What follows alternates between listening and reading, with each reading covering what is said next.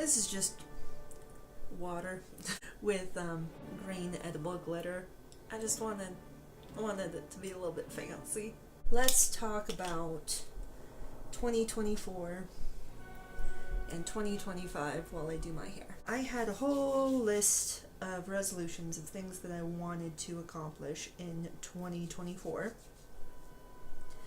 And since we're halfway through January, I figured a wrap up for last year was in order, and talking about what I want to accomplish going into 2025. It was a not great year for motivation, that is for sure. I did have plans on doing a lot more, and I started a lot of projects. I did not finish, I would say about half of the projects that I started in 2024 I completed, which is sad, but that does mean that we have a couple of I have a few videos that I'm just finishing up, a couple of projects that I just have to do some finishing touches on, and then they'll be up. So that's good. There are going to be a couple where I started working on it last year, or in at least one video I started and completed a part of a project in 2023, and it was meant to be part of a much bigger project, but I think I'm just gonna put it out there. That's another thing to look. Ooh, no. One thing at a time. I'm gonna talk about 2024, and then I'm gonna talk about 2025. I only got a few videos out, and that's not what I wanted to do, but I was not in a good mental place last year. I'm working on it still. There were days where I would have loads of motivation, and so I would get something done, but then followed by loads of absolutely no motivation whatsoever. Don't know what that's all about, but I'm working on it. Resolutions. There's only a few of them that I can really remember. One of the things that I told myself I was going to do in 2024 was I was going to easily, she thought, read 2 books a month. And you know what? If I hit that goal, I'll go ahead and do 3 books a month. And I started out strong. I did. I started out really strong. And then I fell off almost entirely. I ended up only getting through 23 books, and the last one that I went through was a slog. A couple of authors that I hadn't heard of before, and I liked the way that they wrote. So shout out to Olivia Dade. I like her books. I think I read four of her books. And then Kimberly Lemming, I believe. So I read 3 of her books. One of them was very short, but the other 2 were they had very long titles, and I'm partial to a long title. There was one from T. Kingfisher, who did the A Wizard's Guide to Practical Baking. Can't remember what it's called, but I read it in 2023, and I very much enjoyed it. But I went through this one that was a kind of horror thriller book.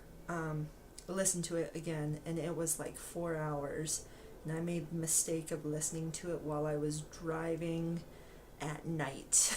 but it was really good. I enjoyed it. It's called Thorn Hedge. That was a good one. The fiction that I read this year that was written by people who chose to identify, because T. Kingfisher is a pseudonym as far as I'm aware. I don't know how they identify, so I can't say across the board, but aside from that, all of the fiction I read was written by women, and almost all of the books that I read this year were written by women. What was that? There was only 23, and that was again to do with motivation. There were several books that I had in my queue on the Libby app that I borrowed several times just because I couldn't get through, or I couldn't force myself to start listening to. I did watch a couple of movies. Polite Society, that was a good one. I enjoyed it. I'm still confused about, I don't want to spoil it in case if anyone wants to watch it, because it's pretty good. I have questions about the villain's plan and how exactly people think science works, because I would love to have that conversation with someone. Watched The Idea of You, which was not bad, but like not my favorite movie.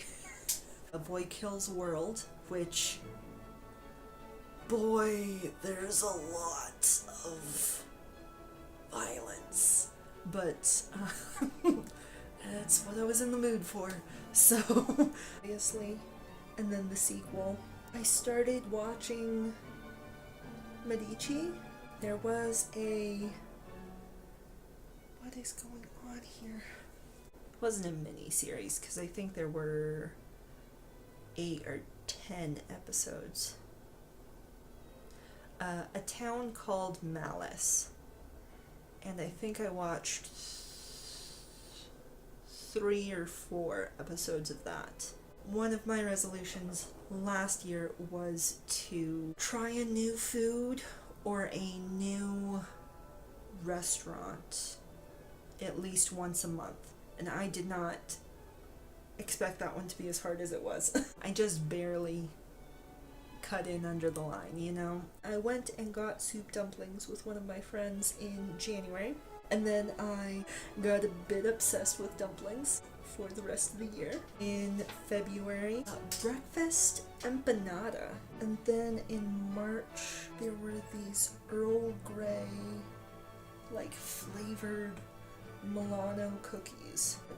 They were London Fog Earl Grey flavored, and those were so good.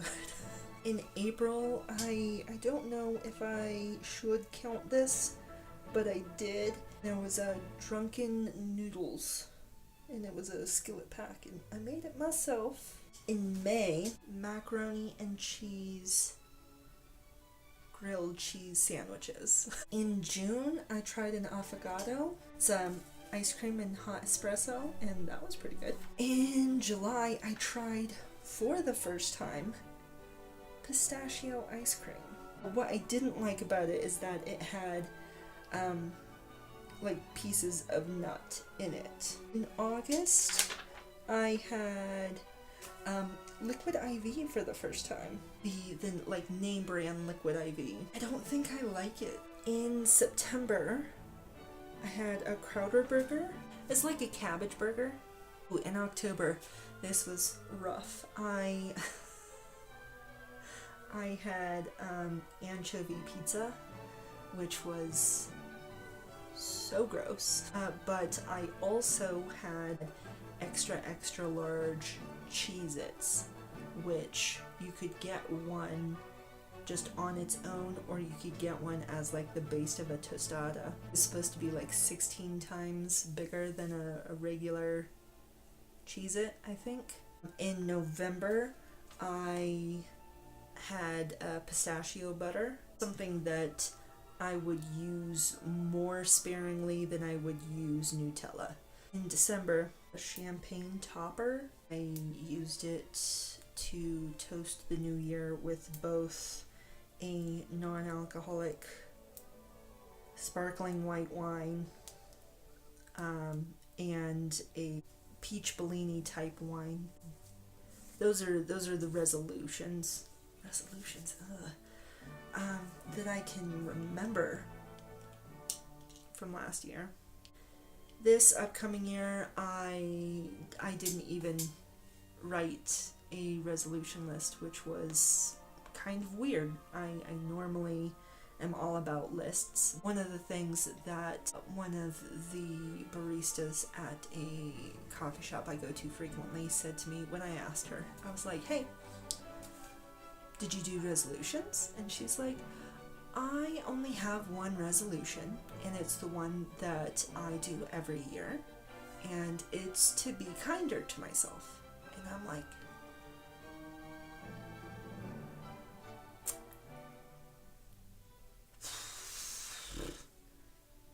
that shouldn't be nearly as profound as it was. I don't know if that's ever been on my resolution list. Some things that I want to get done this year. Every project that I have already started, I want to get done. And I want to put up videos. A good chunk of the videos that I put out are probably, I want to say they're probably going to be around 15 minutes or less, just because they're going to be a lot smaller. I have, I want to say 7, maybe 8 projects that I've been working on for a bit that should be out. So at least we're gonna beat last year in how many projects we do.